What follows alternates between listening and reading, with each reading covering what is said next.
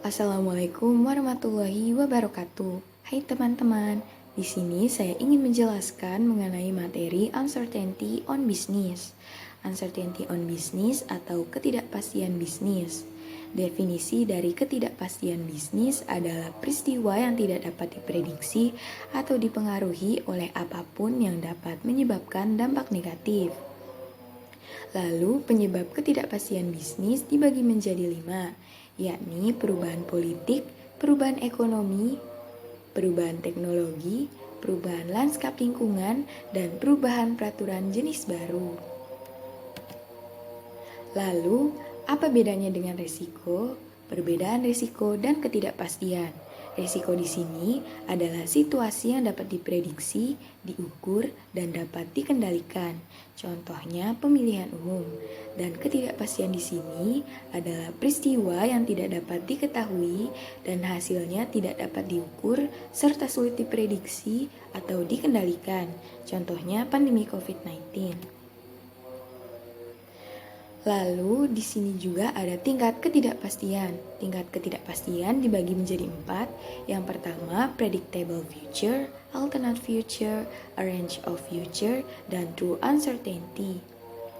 True uncertainty di sini yakni bahwa hasil di masa depan tidak dapat diprediksi sama sekali. Contohnya pandemi COVID-19. Dapat kita ketahui bahwa ketidakpastian memiliki dampak yang negatif, akan tetapi ketidakpastian juga memiliki dampak yang positif, yakni keuntungan dari ketidakpastian. Bahwa pembisnis memanfaatkan waktu ketidakpastian untuk meluncurkan solusi inovatif untuk menemukan peluang pasar baru. Contohnya pandemi COVID-19, karena pada saat itu industri kesehatan yang memproduksi perlengkapan medis seperti masker menjadi barang yang sangat dibutuhkan, sehingga membuka peluang bisnis baru yang menjanjikan pada masa itu. Lalu bagaimana cara menavigasi ketidakpastian bisnis? Yakni ada 2 cara.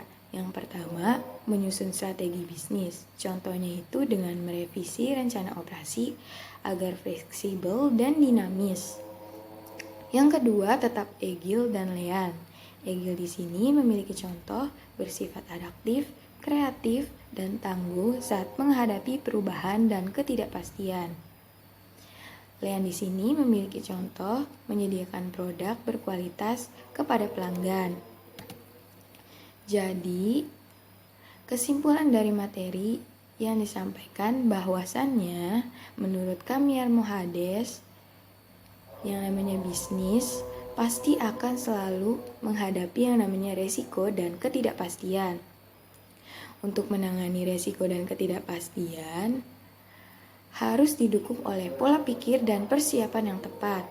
Resiko dapat dikelola dan ketidakpastian dapat menjadi katalis untuk peluang baru.